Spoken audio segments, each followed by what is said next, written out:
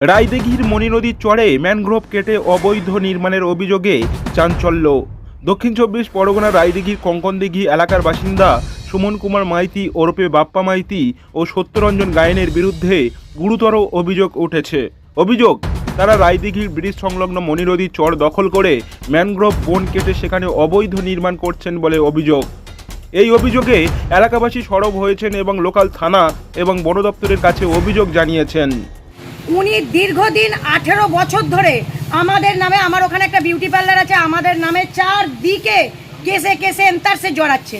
ওই বাপ্পা মাইতি, তার ওখানে কোনো দোকান নেই, কিছুই নেই, অথচ সে ওই কনকনদিঘি বাড়ি, সে কনকনদিঘি থেকে এখানে কেন আসবে, এখানে কেন ঢুকবে? কি করছে অ্যাকচুয়ালি?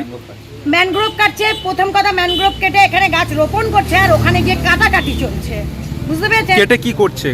কেটে ওখানে বাড়ি বিল্ডিং ফিল্ডিং তৈরি করবে, বিভিন্ন কনস্ট্রাকশন তৈরি হচ্ছে নদীর পাড়ে। প্রশাসনের কাছে দ্বারস্থ হয়েছেন? হ্যাঁ, প্রশাসনকে জানানো হয়েছে, রেঞ্জার সাহেবকে জানানো হয়েছে। আমি এইমাত্র আসছিলাম, রেঞ্জার সাহেব, প্রধান সাহেব, রেঞ্জার সাহেবকে জানানো হয়েছে। এবার রেঞ্জার সাহেব কি ব্যবস্থা নেবে সেটা উনি জানেন।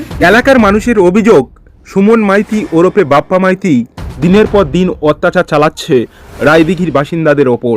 কথায় কথায় মিথ্যা কেস কাছাড়িতে নাজেহাল করছে সাধারণ মানুষকে। এবার অরণ্য সপ্তাহের মধ্যে সবুজ ধ্বংস করে ম্যানগ্রোভ কেটে কংক্রিটের স্থাপনা করায় বাপ্পা মাইতির বিরুদ্ধে ও সত্যরঞ্জন গায়েনের বিরুদ্ধে রায়দিঘি থানা এবং বন দপ্তরে অভিযোগ জানিয়েছেন এলাকার মানুষজন।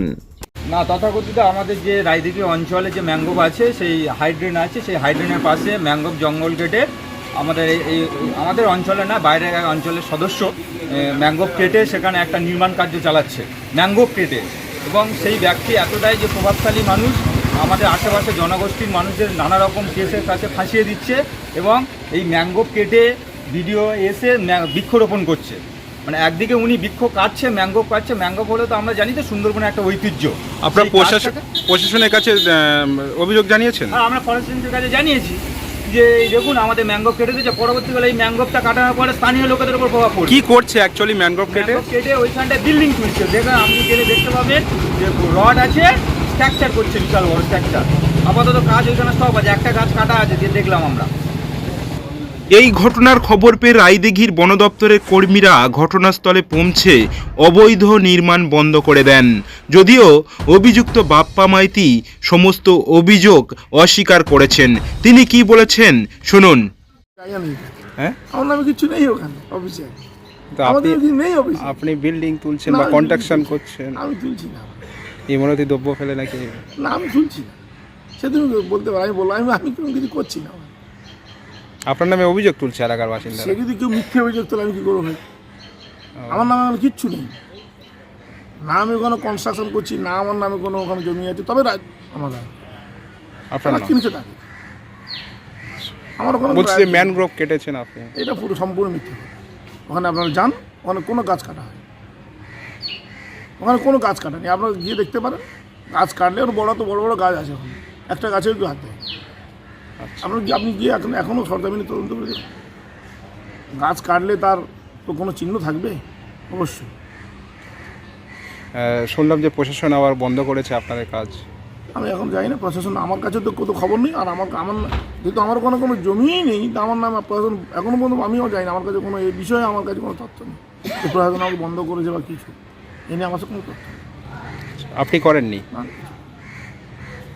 এই ঘটনার প্রতিবাদে বিজেপি নেতা দীপু বর বলেন, আমরা যদি নদী উপকূলবর্তী এলাকায় একটি গাছের ডালপালা কাটি, তবুও বন দপ্তর আমাদের বিরুদ্ধে মামলা দায়ের করে। অথচ এখানকার ম্যানগ্রোভ বন একের পর এক কেটে ফেলা হচ্ছে এবং বন দপ্তর চোখ বন্ধ করে আছে। আমরা নদী উপকূলের মানুষ, আমরা যদি একটা গাছের ম্যানগ্রোভের পাতা কেটেও জ্বালানির জন্য ব্যবহার করি, এই বন দপ্তরের কর্মীরা ছুটে আসে এবং তাদেরকে ধরে নিয়ে যায়। কিন্তু বন দপ্তরের চর ম্যানগ্রোভ কেটে শেষ করে দিচ্ছে এই তৃণমূল নেতারা, দিয়ে সেখানে বড় বড় কনস্ট্রাকশন করছে। তথাপিও এই বন দপ্তরের লোকেরা দেখতে পায় না, কারণ এদের চোখে তৃণমূল তোলাবাজদের তোলার টাকা দিয়ে বন্ধ করে দেওয়া হয়েছে। তৃণমূল নেতা সাংসদ বাপি হালদারের স্পষ্ট বক্তব্য, ম্যানগ্রোভ ধ্বংস করলে বন দপ্তরের নির্দিষ্ট আইন অনুযায়ী ব্যবস্থা করবে। আইন সবার জন্য সমান। দেখুন, আপনারা জানেন যে আমাদের প্রিয় মুখ্যমন্ত্রী মমতা বন্দ্যোপাধ্যায় তিনি এই বিষয়ে একেবারে স্ট্রিক্ট। কোথাও যদি ম্যানগ্রোভ কেউ ধ্বংস করে থাকে, এরকম কেউ যদি করে থাকে তাহলে ফরেস্ট ডিপার্টমেন্টের নির্দিষ্ট আইন রয়েছে, অ্যাক্ট রয়েছে, যা যা আইনানুগ ব্যবস্থা নেওয়া দরকার তাদের কঠোর থেকে কঠোরতম শাস্তি হওয়া দরকার। এ বিষয়ে দল এবং সরকার একইভাবে যেমন চেষ্টা করছে, বিশেষ করে আমাদের সুন্দরবন এলাকার আমার জুরিডিকশন যেটা, আমার লোকসভার জুরিডিকশন যেটা পড়ে, তার মধ্যে যদি কেউ এরকম করে থাকে আমি নিশ্চিতভাবে প্রশাসনকে বলবো যথাযথভাবে ব্যবস্থা নিতে, এবং যারা এটা করছে তাদেরকে অনুরোধ করবো যে দয়া করে ম্যানগ্রোভ কাটবেন না।